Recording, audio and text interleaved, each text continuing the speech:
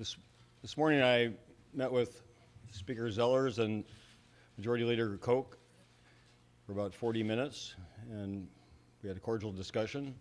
I gave him a letter which I'll read in a minute. Then I met just after that with the DFL legislative leaders and provided them with copies of the letter, which I've also provided to you.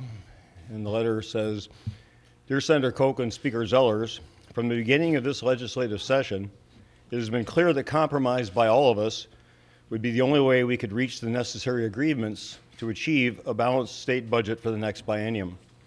Most Minnesotans want us to resolve our differences by the constitutional deadline of May 23rd. That resolution obviously requires compromise. Compromise requires all of us to agree two items that we don't agree with.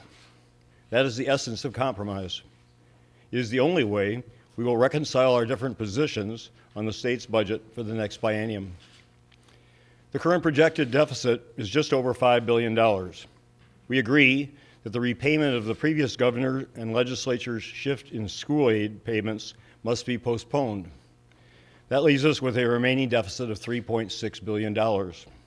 You propose to eliminate that deficit entirely through spending reductions. I have proposed to eliminate it through a combination of tax increases and spending reductions. I'm willing to meet you halfway, $1.8 billion in spending cuts and $1.8 billion in additional tax revenues. In my February 15th budget, I proposed $3.356 billion in new tax revenues. I'm willing to cut my revenue proposal almost in half to $1.8 billion. I will also agree to $1.8 billion in net spending reductions to be negotiated with you. Your proposed budget calls for eliminating the remaining $3.6 billion deficit entirely through reductions in expenditures. Thus, halfway for you would also be $1.8 billion in spending cuts and $1.8 billion in additional tax revenues. My new tax proposal raises the gross income levels at which the fourth-tier income tax rate applies for the typical married couple to over $300,000, $250,000 in taxable income, and to almost $180,000 for the typical single taxpayer, $150,000 in taxable income.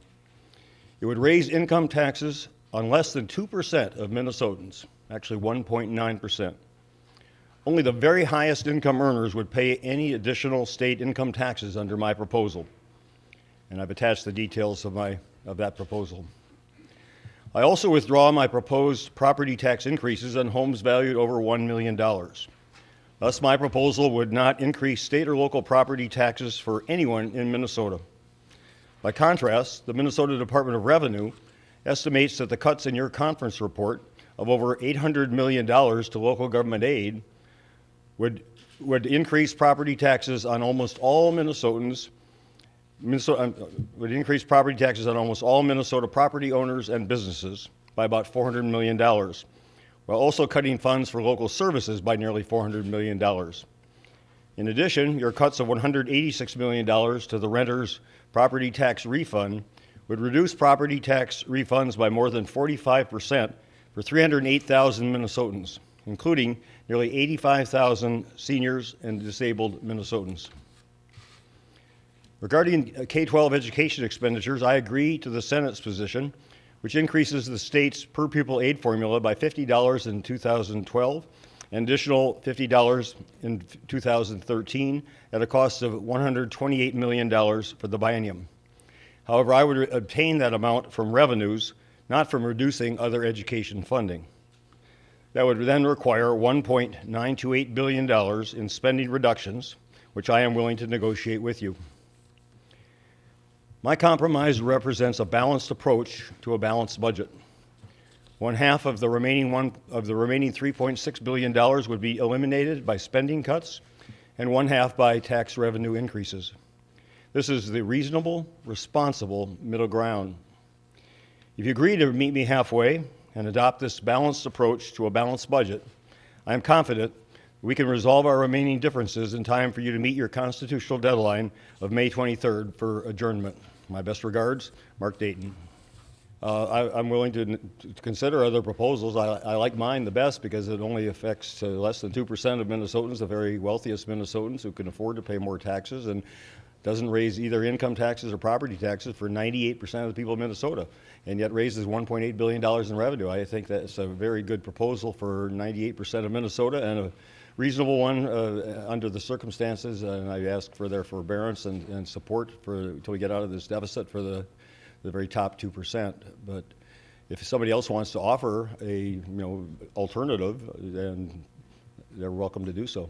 We're open to reforms. We're open to negotiating within $34 billion or whatever the number is, what's in the checkbook number. But we won't go beyond that, because it's not, for us, it's about holding the line on spending and taxes in state government. 4 months ago, most of these folks were at home. They were in their businesses. That's the great thing about having the citizen legislature. And they promised when they ran that was the primary thing. I think to the person in this room would be holding the line on taxes and spending, and Minnesotans overwhelmingly elected us in historic elections to the majorities in the Senate and the House, and so we have a duty to hold the line on taxes and spending as we promised. You say